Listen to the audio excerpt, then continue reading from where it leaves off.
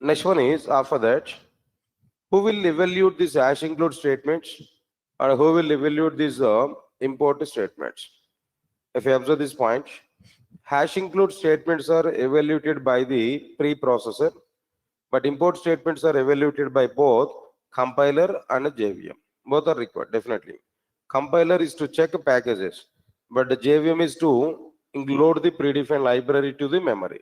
So both are going to evaluate this import statement, but hash include statements are evaluated by only preprocessor. That's it. Now,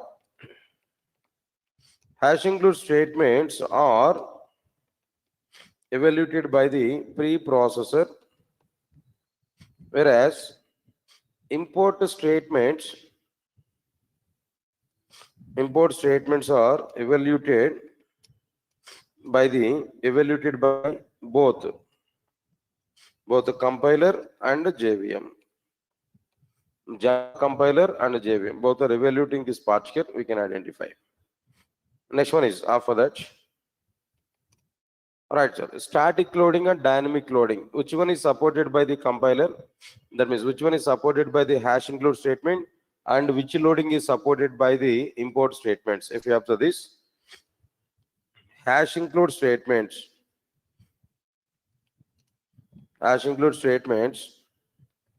supported by the hash include statement. Hash include statement support static loading.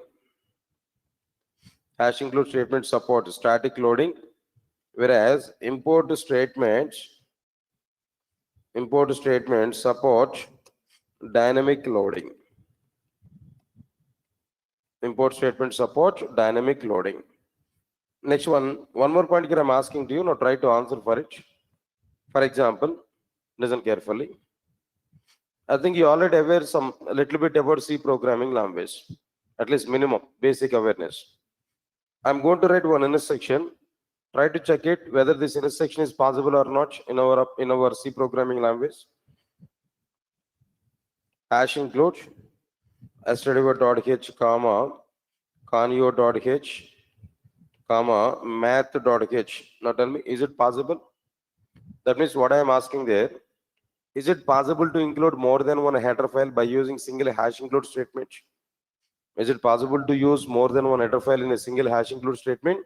No, it is not possible. But what is possible here now? For one header file, one separate hash include statement here we have to use. Alright, sir. Now hash include conio.h. Next one is what there? Hash include math.h. Like this here, we have to provide like what there? A separate hash include statements. Got it or not? Means that in a C and C++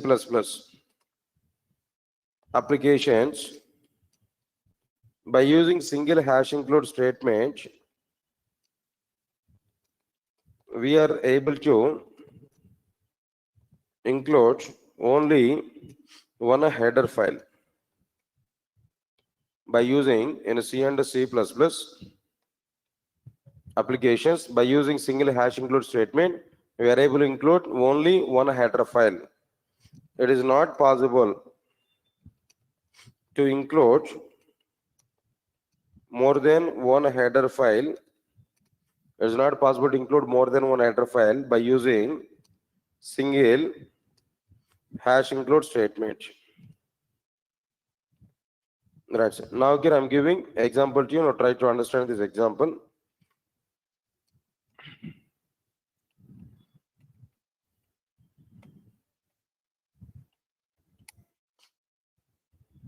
But in the case of Java, what is going to be happen? By using single import statement, we can include more than one class or more than one interface of the same package. Package is nothing but a collection of classes and interfaces. We can include more than one class, more than one interface of the same package by using single import statement, just by using star notation. I'll give that information to you now. In Java applications, it is possible to include more than one class or more than one interface of the same package by using a single import statement. It is possible to include more than one class or more than one interface of the same package by using single import statement with the star notation. Example here I am telling to you, observe carefully. Import java.io.star. Understand it clearly? What is the meaning of it now? Java.io is what there? A package name. You know already, package is a collection of classes and interfaces. More than one class, more than one interface are available in a java.io package. But when I specify star, all classes and interface of the java.io package are available to our Java program.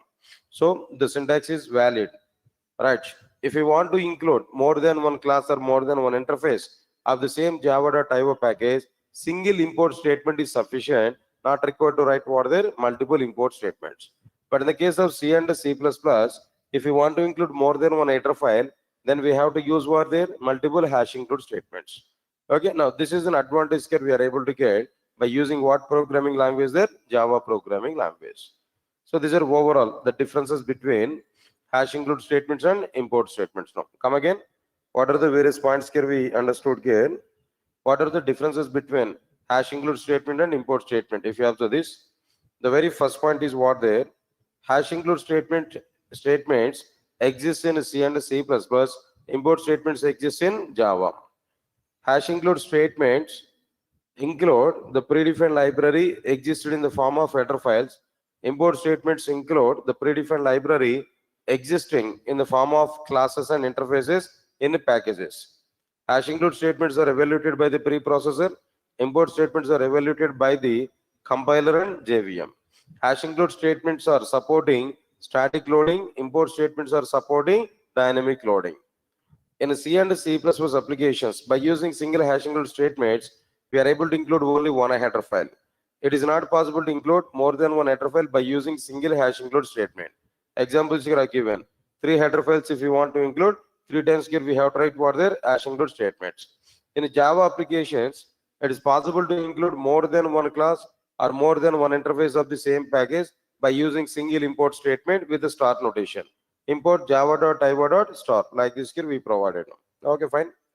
This is the total content here what I given about this preprocessor, which is required in C and C++ and which is not required in the case of Java. This part is completed now. Right, sir. See, then these differences I am telling to you, nearly 9 number of differences here we are having. Definitely, if you go for any interview as a fresher, and if we show your resume to that interviewer, definitely interviewer will ask this question to you. These questions, not like in a single question. Nearly 9 number of questions are possible to ask from this particular topic. Why? Because in general, in our resume, what we are going to provide there, skill set, one of the field. In our resume, we have to specify. There in the skill set, we are going to provide C, C++, Java, like whatever the technology names you know, that everything we are going to specify. Of course, in every person's resume, the very first 3 technologies are C, C++, Java. In general, we are providing this. By seeing that skill set, interviewer may ask a question to you. What exactly the differences between, like what there C, C++, and Java. This is very common sense, minimum common sense. From every interviewer, they will ask this question now. So at that moment, at least we have to open our mouth. We have to talk minimum some details about these differences now. As part of the tone, I am giving these points here. At the end of the story, at least if we give the titles, you're not required to even go for this much of internal elaboration. At least if we give the titles, C and C++ are static, Java is a dynamic. Preprocessor is required in C, C++. Preprocessor does not required in Java. At least if we give these points now, interviewer may satisfy about this. When interviewer is asking, what is the problem with the preprocessor in Java? Why it is not available in Java? Why it is required in the case of C and C++? Then we can elaborate it. How can you say C and C++ are static? How can you say Java is a dynamic? If you are getting this question, then we can elaborate it. But directly interview will ask now, tell me the differences between these 3 technologies. At least you have to list out all the differences clearly. So don't worry, then nearly we are going to have 9 number of differences. All these 9 number of differences, one by one, we are going to understand clearly. Almost all. 2 completed here, 2 are completed here. Remaining 7 more here we are going to understand. Okay. Let's move on to the third one. Third difference here. What about this third difference here? Understand it. C and C++ are platform dependent programming languages. C and C++ are what? They're platform dependent programming languages. But Java is a platform independent programming language. Java is a platform independent programming language. Understand this point clearly? C and C++ are platform dependent programming languages, but Java is a platform independent programming language. These are what exactly the differences here we have to identify. Right. Before understanding C, C++, Java, platform dependent or platform independent, before that, first of all, tell me when a programming language is platform dependent, when a programming language is platform independent. I get my question? No? When a programming language is platform dependent, when a programming language is platform independent. That question here we need to get. Now, I will give some point here, try to understand it clearly. All of you, observe carefully. What's the point here I'm telling to you? Know? If any programming language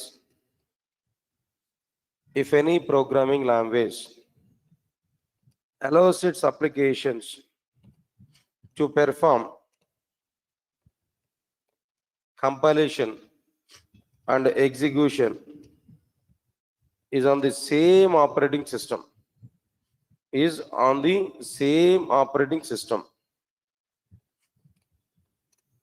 Come again, what's the point I said to you? If any programming language allows its applications to perform compilation and execution is on the same operating system, then that programming language is called a platform dependent programming language. Please, all of you understand it, what I'm telling there. If any programming language allows its applications to perform compilation and execution on the same operating system, not on two different operating systems. I'm not talking about the case. Compilation is in one operating system, execution is in another operating system. No, I'm not talking about it. Both the compilation and execution, both are available on the same operating system. Then that programming language is called platform dependent programming language.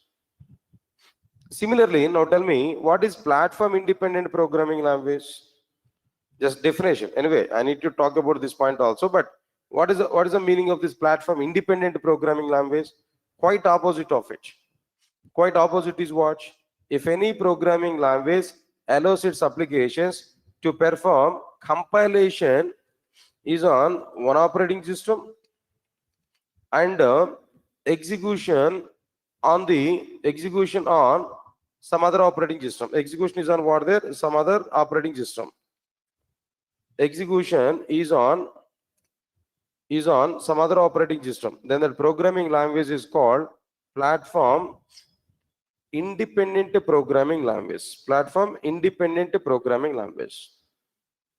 Please understand the point here. What I'm telling you, compilation and execution both are on the same operating system. It's a condition. It's mandatory. Using the same operating system for both compilation and execution, it's a condition. Then that programming language is called platform dependent programming language.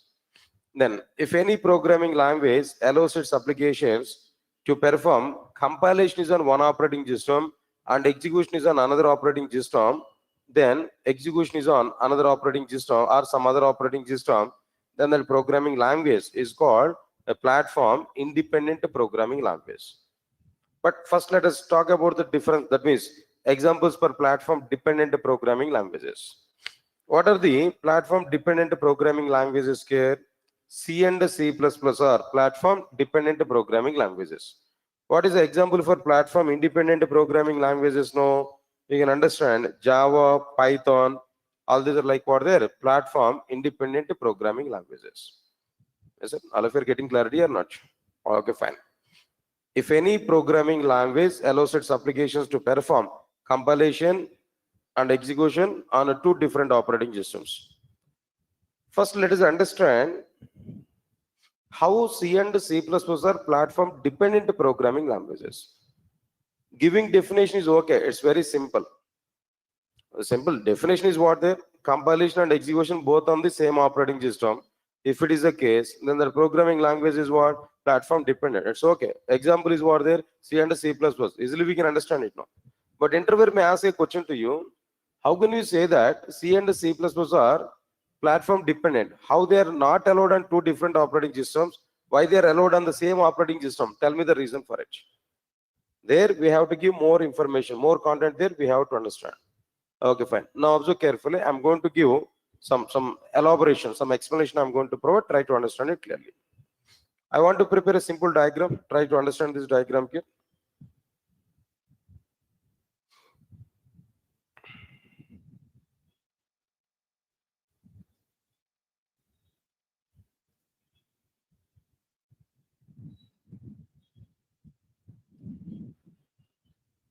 One minute, sir.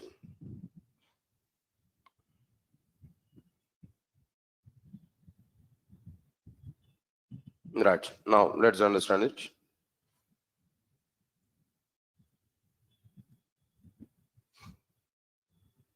First of all, I want to take C program. This is .c. C program in the sense automatically the file extension must be what there .c. Now I want to perform compilation.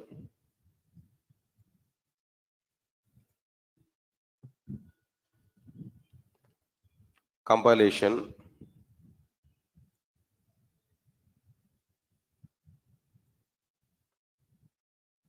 After compilation of it, now tell me what files here we are able to get when we compile C program. You already aware about it. There we are able to get what file here no .exe file. In a .exe file, what data is available here in general? Executable code. .exe meaning is what there? Executable code. Executable file. Okay.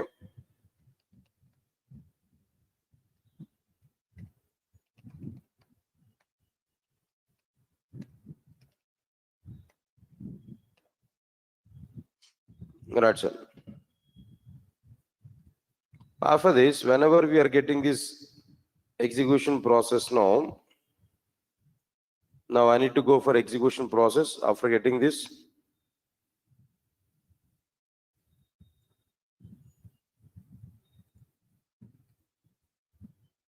This is what we have to perform the execution.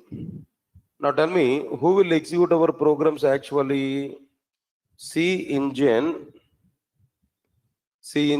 will execute our program. When we execute this program, there automatically we are able to get some output. Here we are getting like what their output. Here we are getting what their output. But for compilation, we need to take one operating system. Compilation is a process. Definitely that process, if you want to do, we need what their operating system. For execution also here we require what their operating system. For compilation, what operating system here we are going to provide? For example, Windows. As per the definition of the platform dependent programming languages, whatever the operating system which we have used at compilation, the same operating system we have to use at what time their execution. As per the definition, we need to provide like this. If it is the case, if it is mandatory, then the programming language is what? Platform dependent programming language. Got it or not? As per the definition, this is a diagram. Compilation and execution both are on what their same operating system. This is the meaning of what their platform dependent. Got it? But for the discussion purpose, for our discussion purpose, I want to change the operating system at runtime. For proof purpose, for discussion purpose, I want to go with what there? Linux, for example. Everybody put more concentration. What I provided here? Linux operating system. For compilation, what operating system I've used there? Windows operating system.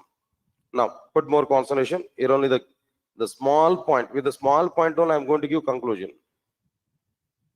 I prepared this C program.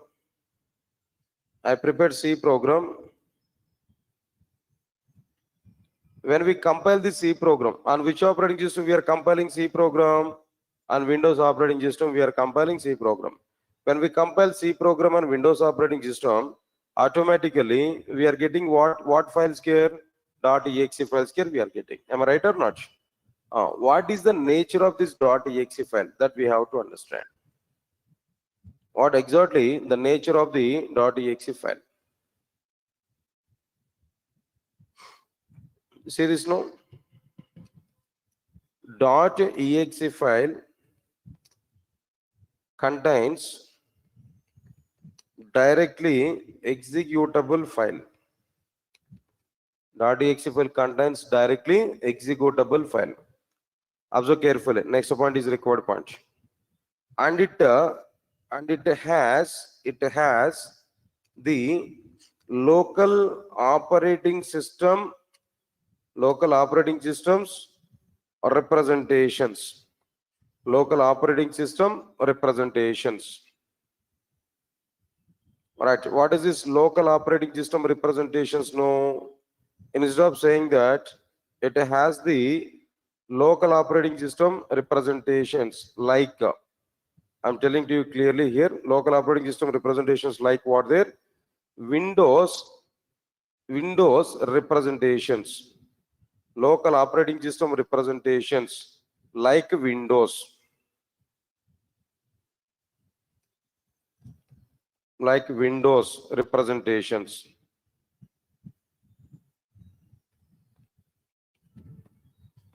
Clear? Please read out the statement here. What I have given there? C program we compiled on Windows operating system. This compilation process will generate a .exe file. This .exe file contains what? .exe file contains directly executable code. .exe file contains directly executable code, not file. We can understand it now. Executable code.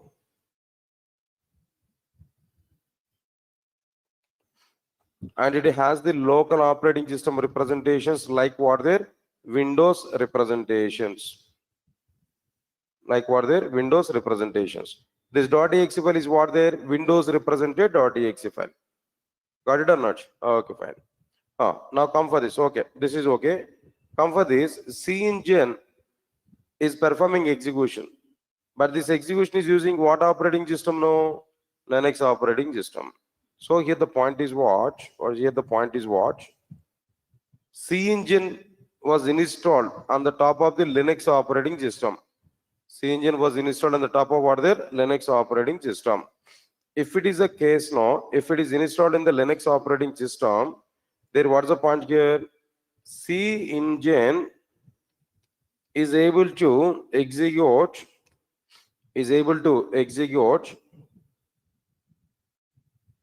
C engine is able to execute Linux operating system representations.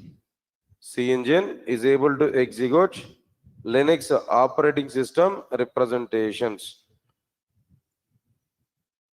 Is it? All of you are getting my point now? Here C program we compiled on Windows. .exe file is generated. This .exe file is Windows based .exe file. But my C engine is available on Linux operating system. It can execute only Linux operating system representations. But here we are providing what representations now? Tell me. Here we are providing Windows representations. Am I right or not? Here we are providing Windows representations. But here C engine required what representations now? C engine is providing what representations here? Linux representations. Yes, sir. All of you get my point or not? Here we are providing Windows representations, but C engine required what representations? No, Linux representations. Now, is it possible to run a Windows represented .exe file on Linux operating system? Both are having mismatch or not? That representations point of view, both are having mismatch or not? But here we have to remember one fundamental point. What is that fundamental point? No, operating system to operating system, internal data representations are varied. Don't expect the same representations in all the operating systems. In one operating system, 2 bytes of memory for some data. In other operating system, 4 bytes of memory for some other data. In some other operating system, that internal bytecode in the sense internal executable code, the formats of that executable code is going to be varied. In some situation 0101, in some other system 00110011, that variation is going to be available. From operating system to operating system, internal code representations are varied. In one operating system, forward slashes are allowed. In some other operating system, backward slashes are allowed. Variations are available. Don't expect same representations in every operating system. Think about it. If every program, if the representations are very same in all the operating systems, then what is the need of all these operating systems? No, one operating system might be sufficient for us, but it's not like that. Operating system to operating system, internal representations, conventions, all are varied. Definitely they are different. Windows representations are different from what their Linux representations. Now the situation is what there. Our executable code is available in what representation? Windows. But the C engine is expecting what representations? No, Linux, where mismatch is identified or not. When this mismatch is identified, our program will not be executed in this case. When the mismatches are identified in the internal data representations, the code is not going to be executed. Now, exactly in this particular situation, if you want to execute the code, if you want to run the code, then what we have to do now? We have only one option. What is that option here now? At runtime, we have to change the operating system. At present, we are using what operating system? Linux. That we have to change to what? We have to change to the same operating system what we have used for compilation. What operating system we have used for compilation? Windows. The same Windows operating system here we have to use to run our application. So when we use Windows operating system for C engine, now C engine is able to execute only what representations? No, definitely it is able to execute what their Windows representations only. It is able to understand only what their Windows representations only. Understand it clearly. It required only what their Windows representations only. So now observe carefully. Now the equation is very clear. We compile our C program on Windows operating system. .exe file is generated as per what representations? No, Windows representations. When it is in Windows representations, now C engine is also available on what operating system? Windows only. We are providing Windows representations. Now C engine is also be expecting what representations? No, Windows representations. Now match is identified. When match is available, automatically our program will be executed. When we execute our program, automatically here we are able to get what their outputs here we are able to get. Now see this total concept here, execution and a compilation. That means compilation and execution both are going on the same operating system or not? Both are executed, both are going on the same operating system or not? So that's why C and C++ are what? Platform dependent programming languages. Because of this reason, C and C++ are what? Platform dependent programming languages. Right, sir. Now this is the simple diagram. This is an explanation here what I'm giving there about C, C++ or what there platform dependent programming languages. Let me provide this diagram here. Now here itself I want to give some explanation. Now try to understand it clearly. If we compile a C program on the Windows operating system, then the compiler will generate .exe file. Then the compiler will generate .exe file. It is a directly, it contains directly executable code, and it has the local operating system representations. It has the local operating system representations. All right, sir, observe carefully. In this case, to execute the Windows represented to execute the Windows represented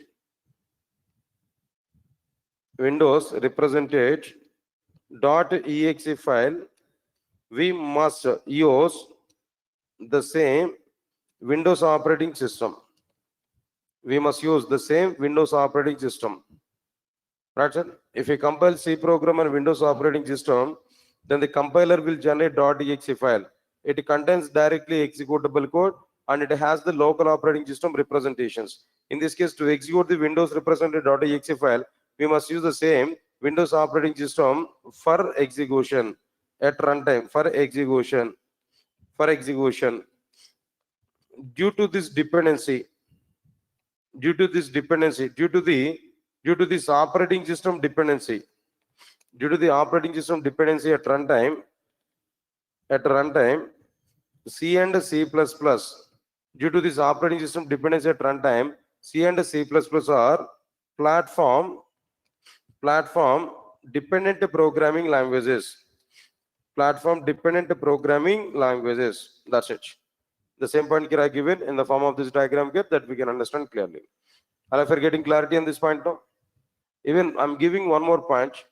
Here on Windows 32-bit operating system, here Windows 64-bit operating system is also be not allowed.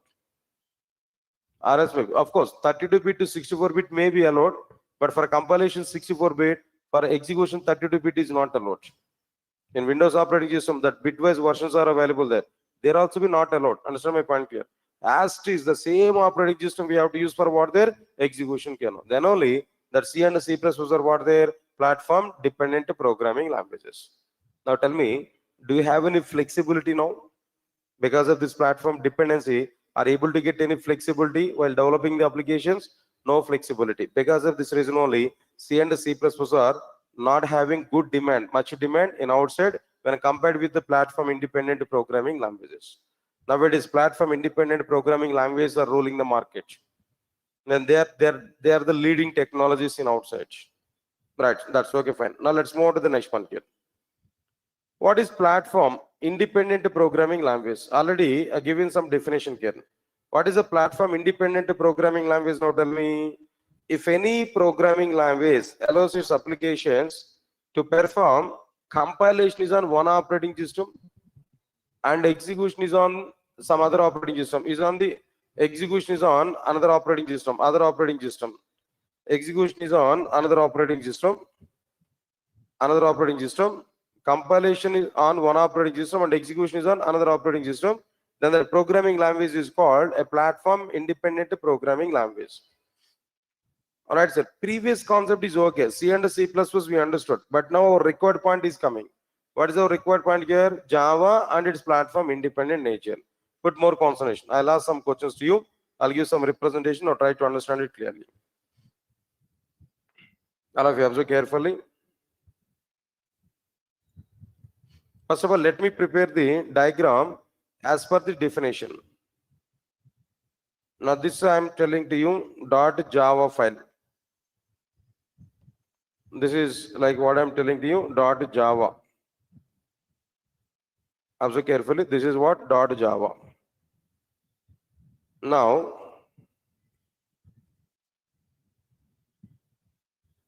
here we are performing like what there compilation.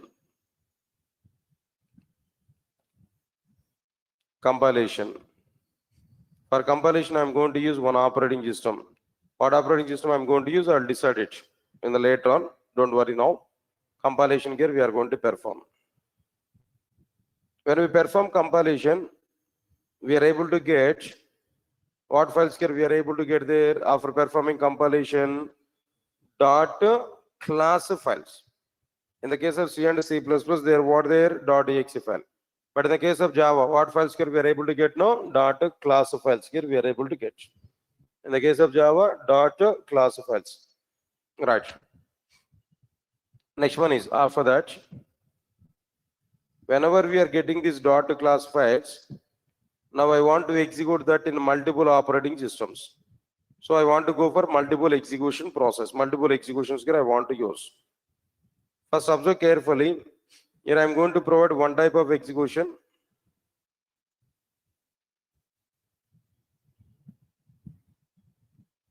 Now here, this is one-time execution. Now here, we are able to have an operating system. Here we are able to get some output. From execution only, we are able to get some output.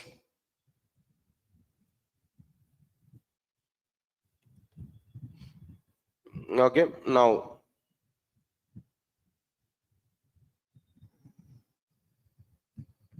same thing I'm going to repeat multiple times.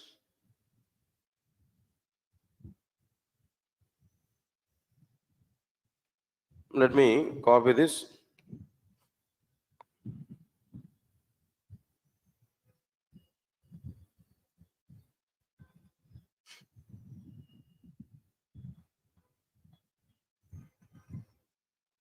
Right, now okay, I'm going to provide multiple times. Observe carefully. Now I want to confirm the operating systems. For compilation, I'm going to use Windows operating system. For execution, I'm going to use Linux operating system. Next one is what there? Solaris operating system. Next one is Mac. Then after this, the same Windows operating system here again I want to use. Okay, now let's move on to the punch here. This is .java file. Everybody put more concentration. We are compiling on Windows operating system. When we compile this on Windows operating system, here we are getting .class files. This .class files contains what? What is the nature of the .class file? That we have to understand now. All of you observe carefully. Put more concentration. .class files contains bytecode. .exe file contains directly executable code. .class file contains bytecode. What is this bytecode actually? It is not directly executable code.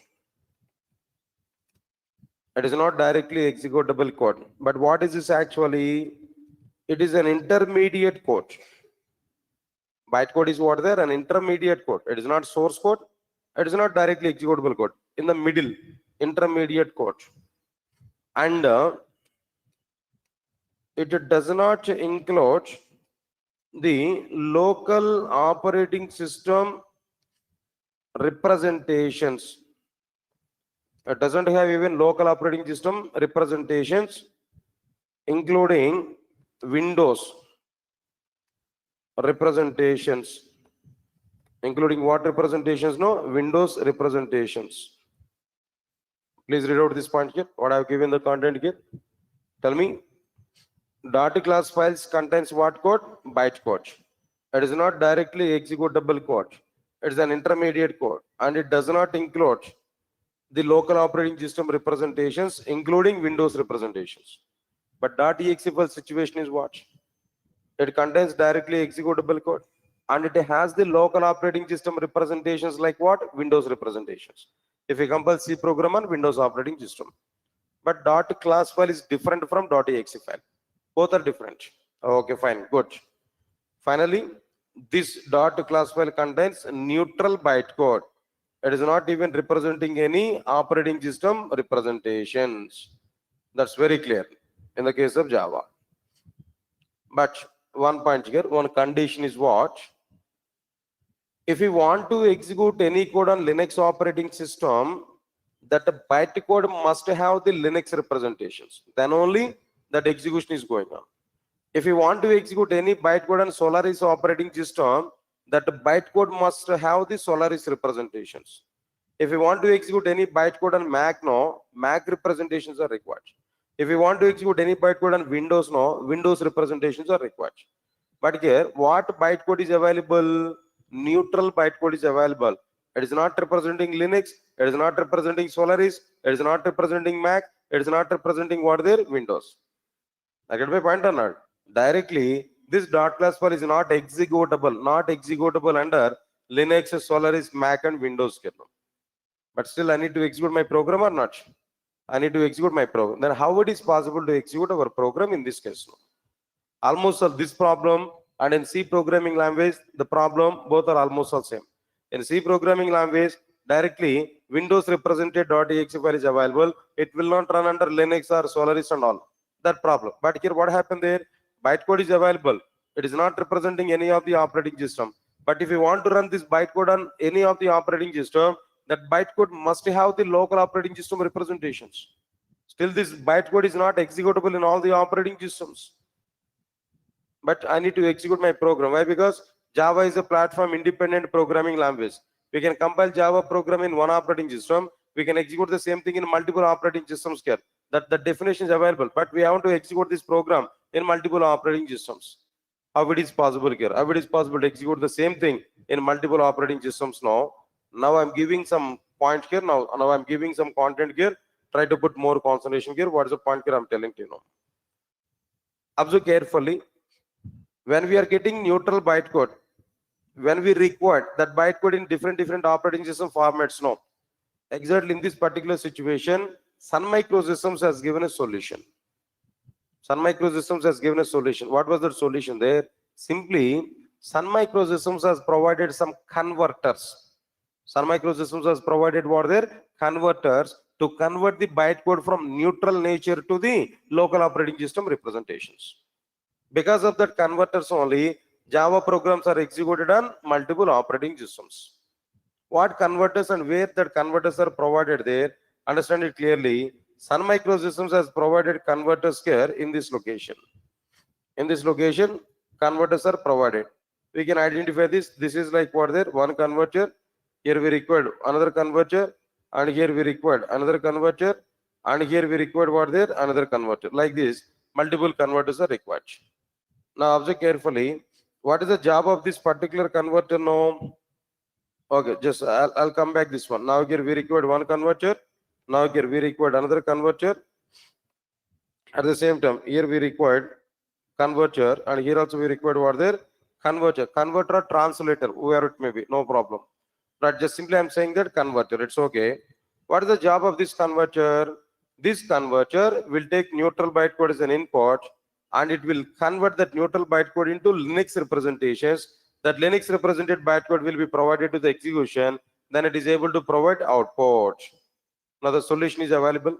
Converter is available. That converter will take neutral bytecode as an input. That neutral bytecode will be converted to what their Linux operating system representations.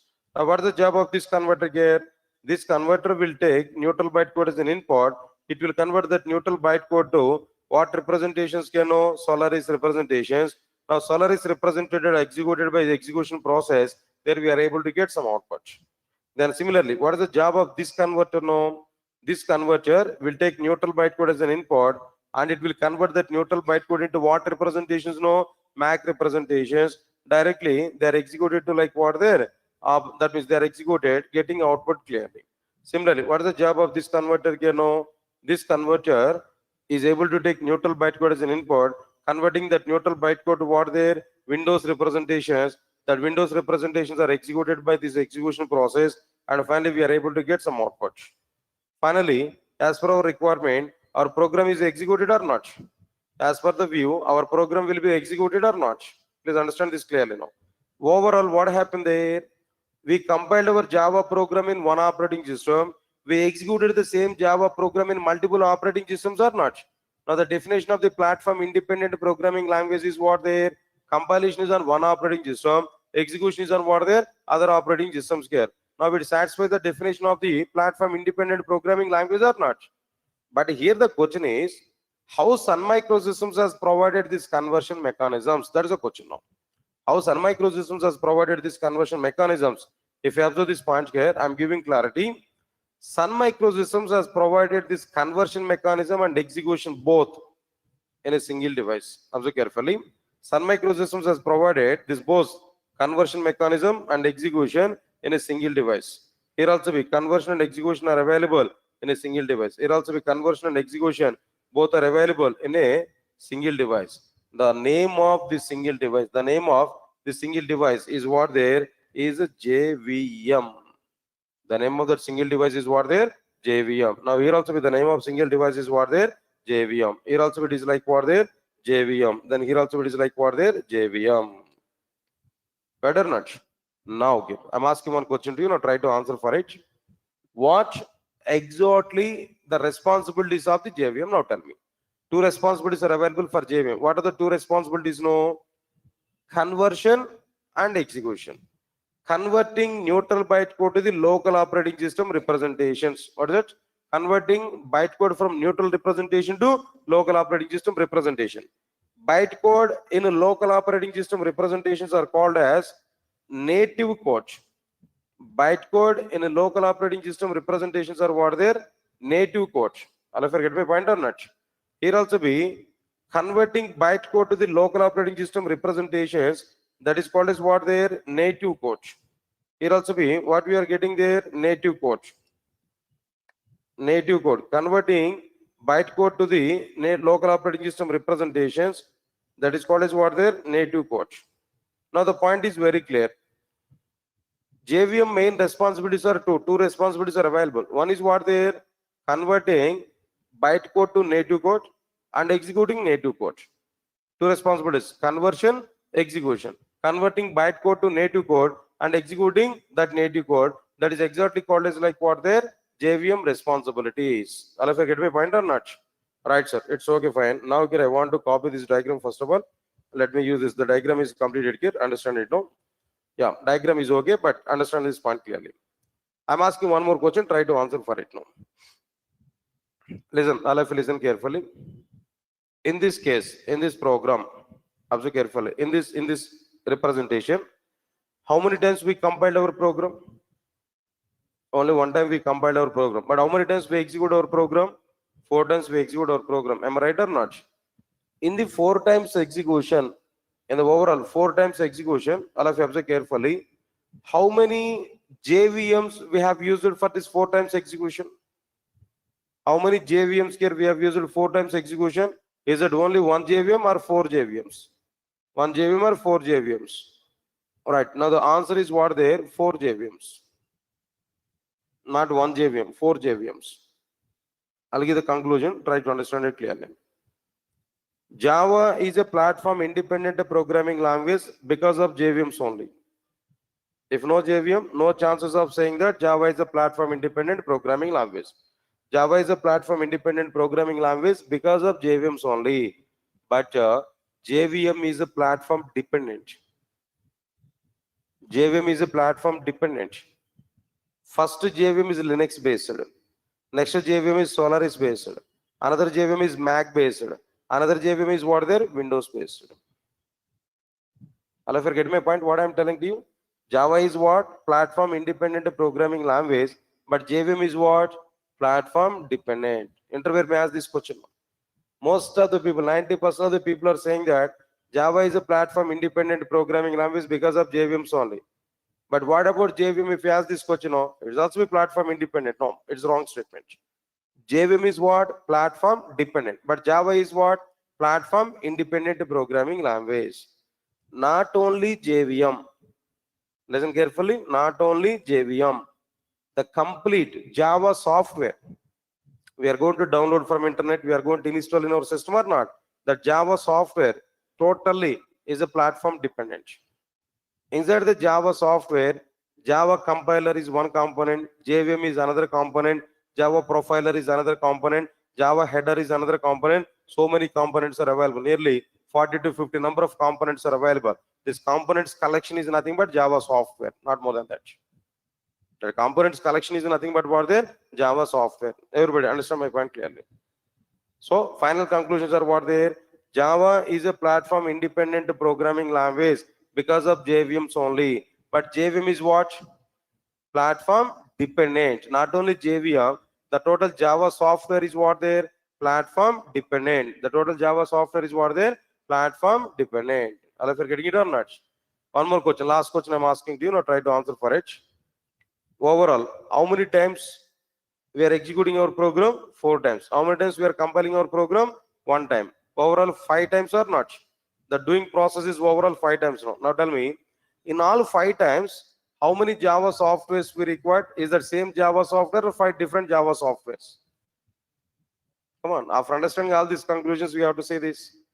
In this entire diagram, if you want to complete this entire diagram, how many Java softwares we required? 5 Java softwares we required. 5 computers, 5 Java softwares. What are these 5 Java softwares now? Windows based Java software, Linux based Java software, like Solaris based Java software, Mac based, again Windows based. 5 computers, 5 Java softwares. All 5 Java softwares are what are different. Why we are installing 5 different Java softwares now? Why not single Java software? Come on, we have to give answer for this now. Why 5 Java softwares we installed? Why not single Java software? Why? Because Java software is what? Platform dependent. Java software is what there? Platform dependent. Dependent on the operating system only. We have to install our Java software. Yes, sir. All of you get my point or not?